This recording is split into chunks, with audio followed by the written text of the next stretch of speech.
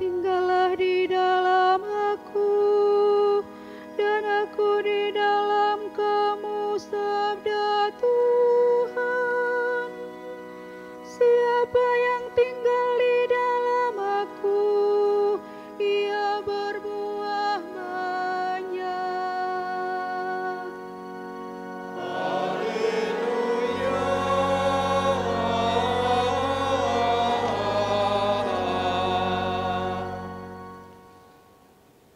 Tuhan bersamamu dan bersama rohmu. Inilah Injil Yesus Kristus menurut Yohanes.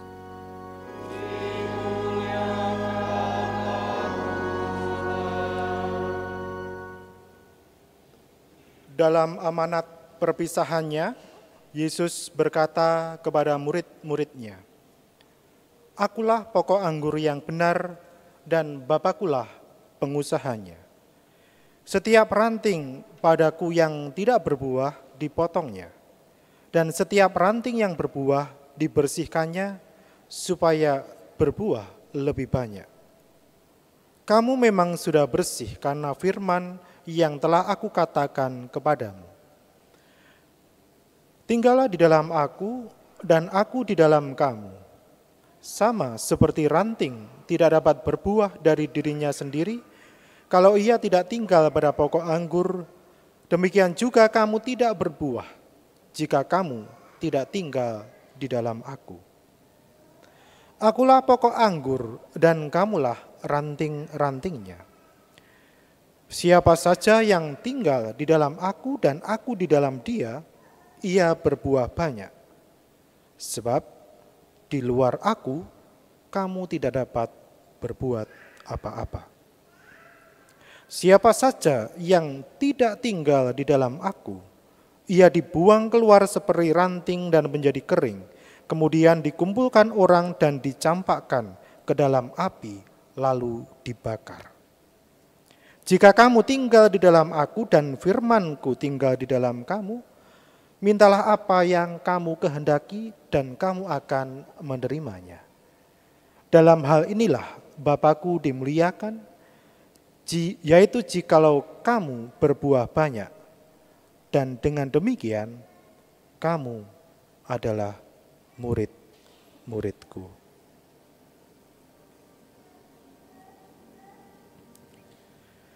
Demikianlah sabda Tuhan. Terpujilah Kristus.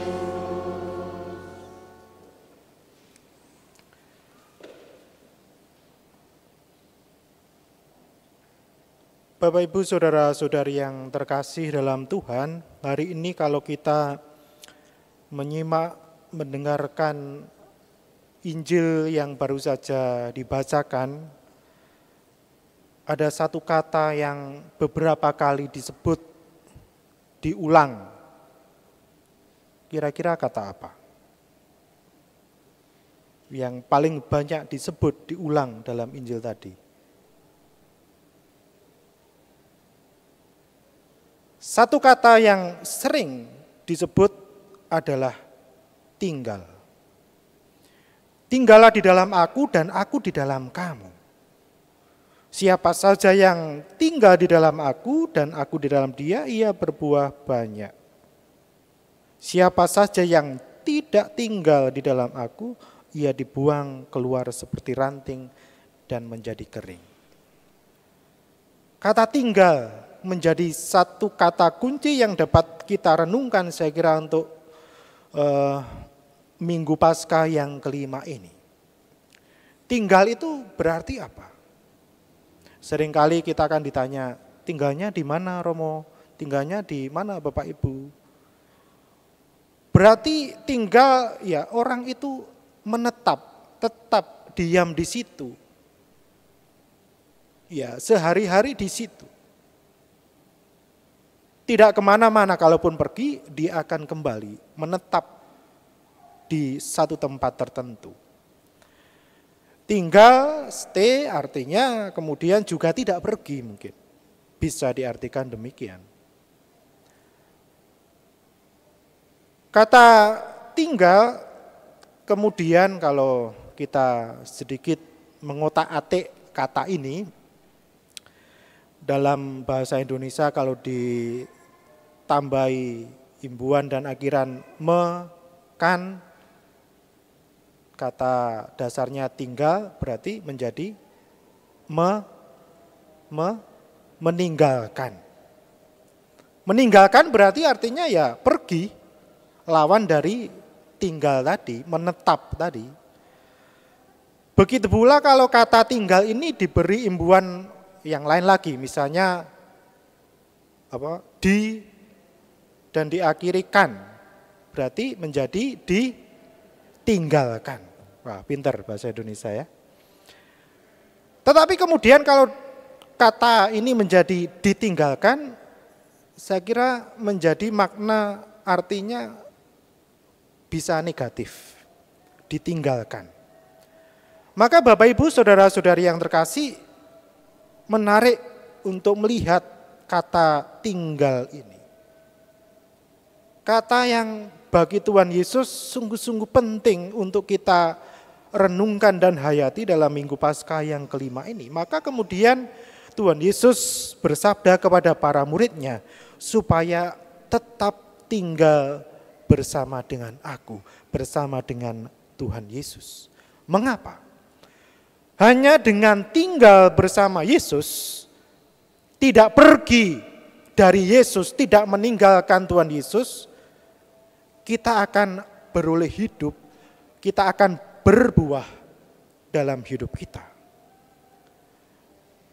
Kita tahu bahwa ketika Tuhan Yesus sudah naik ke surga, Tuhan mengutus rohnya dalam diri para murid.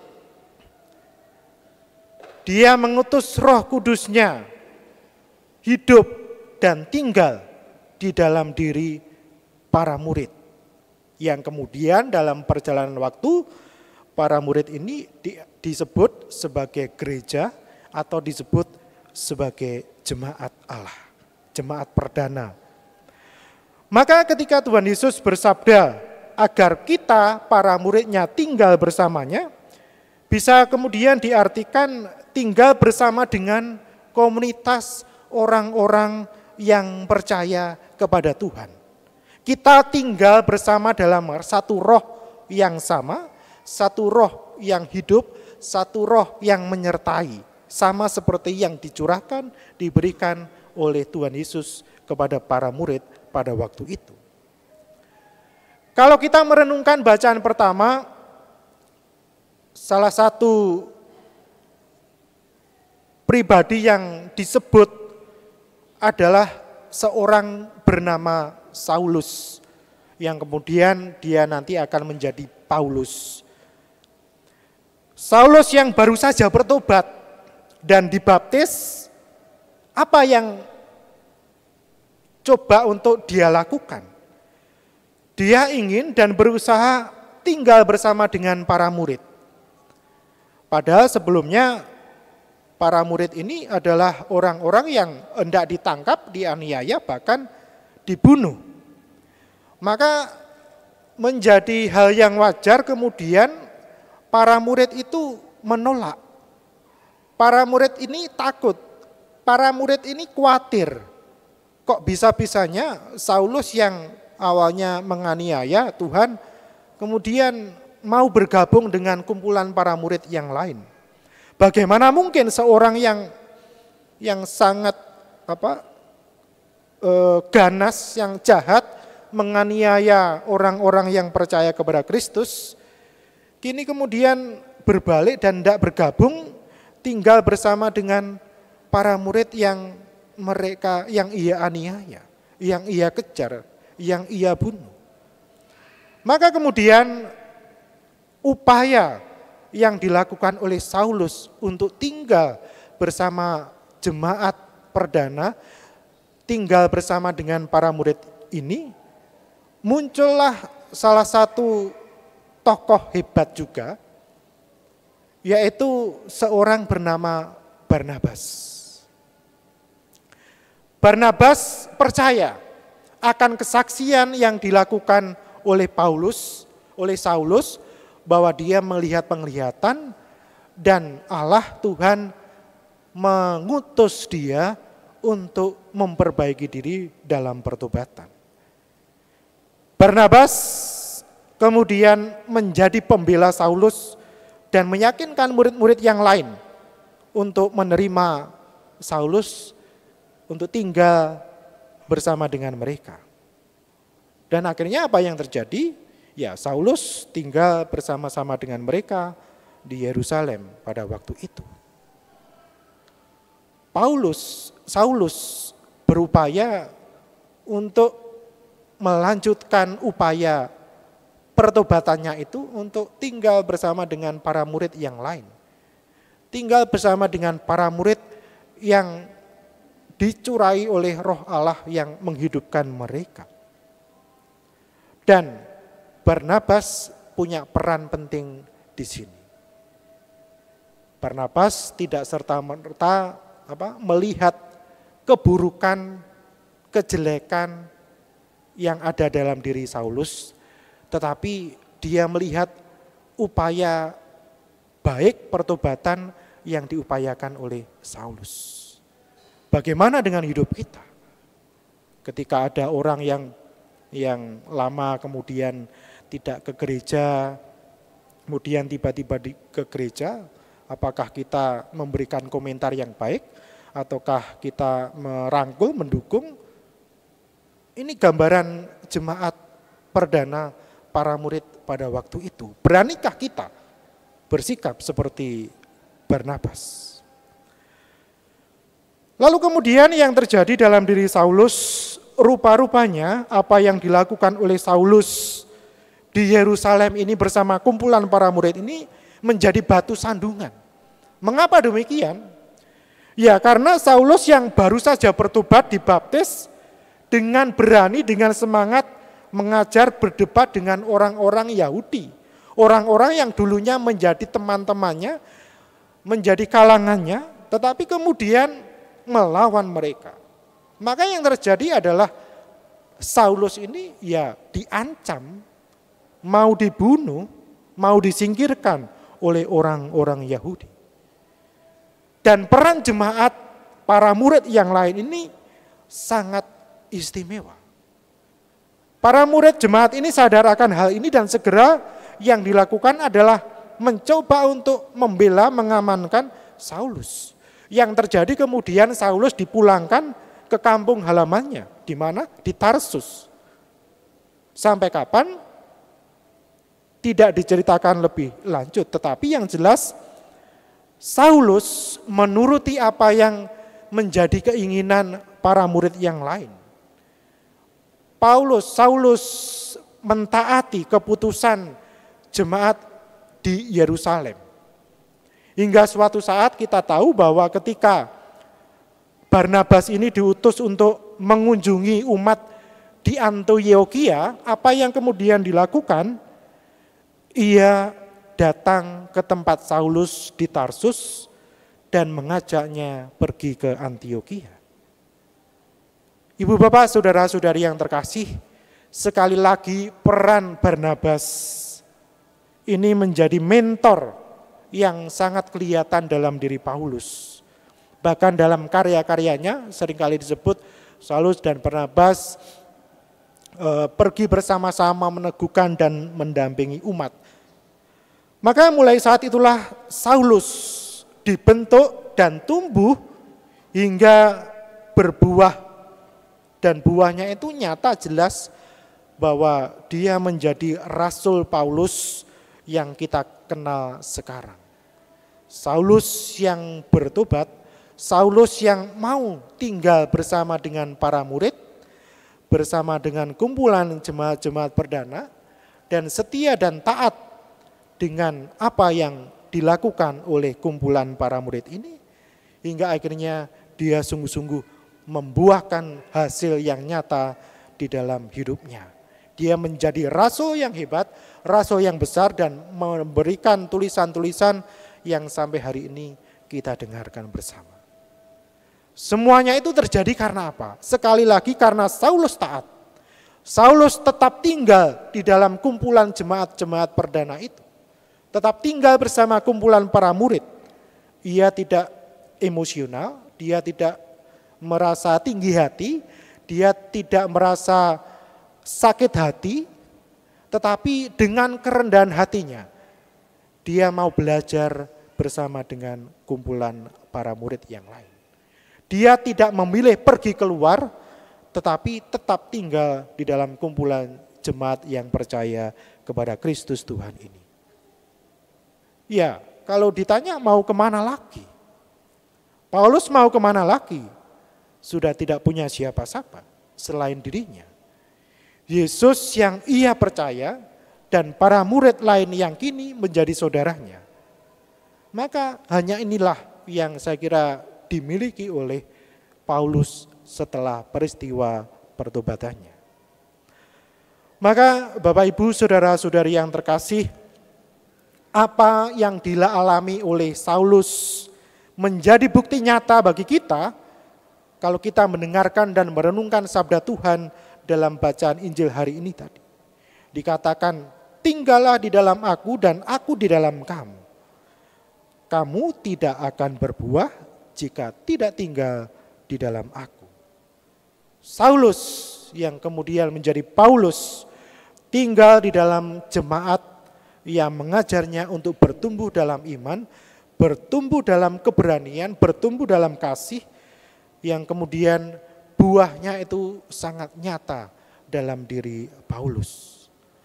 Paulus menjadi pribadi yang sabar, pribadi yang setia, pribadi yang mau belajar, pribadi yang mau bertumbuh, sambil mempersiapkan diri kapan jemaat di Yerusalem akhirnya membutuhkan bantuan Paulus. Maka Bapak Ibu saudara-saudari yang terkasih, kita bisa bertanya dalam diri kita masing-masing, berapa banyak dari kita pun punya kesabaran ketika kita diuji saat mengaku diri menjadi murid Tuhan. Saat mengaku diri bahwa saya adalah bagian dari jemaat Allah, bagian dari gereja. Seringkali ketika ada sesuatu hal yang mungkin di dalam jemaat, kumpulan umat tidak sesuai dengan apa yang kita inginkan, relakah kita untuk terbuka dan belajar, tidak memegahkan diri tetapi dengan rendah hati belajar mendengarkan dan menerima seperti yang dialami dan dilakukan oleh Paulus? Ataukah ketika upaya kita menjadi murid Tuhan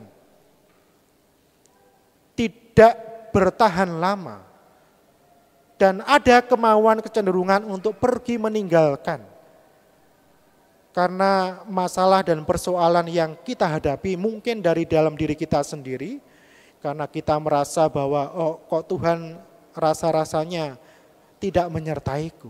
Atau mungkin karena perbedaan pandangan, perselisihan yang terjadi antara satu dengan yang lainnya. Beranikah dan mampukah kita untuk setia, untuk bertahan, untuk tinggal tetap di dalam Tuhan, di dalam kumpulan jemaat-jemaat yang percaya kepada Kristus? Ataukah kita mencari jalan lain? Pergi ke gereja lain. Mencari kesenangan-kesenangan sendiri yang sesuai kemauanku, sesuai minatku, sesuai dengan apa yang kuharapkan. Karena sekali lagi memang mengikuti Tuhan dibutuhkan keberanian, kesetiaan, supaya kita tetap tinggal di dalam Dia dan bertahan di dalam Dia. Maka Bapak Ibu saudara-saudari yang terkasih, beranikah kita bersabar, beranikah kita setia, beranikah kita untuk tetap tinggal pada Tuhan Yesus sang pokok kehidupan, pokok anggur kita. Dialah Kristus Tuhan yang menawarkan kehidupan, memberikan kehidupan, mencurahkan rohnya kepada kita. Supaya apa? Supaya kita hidup. Tentu tidak cukup hanya hidup.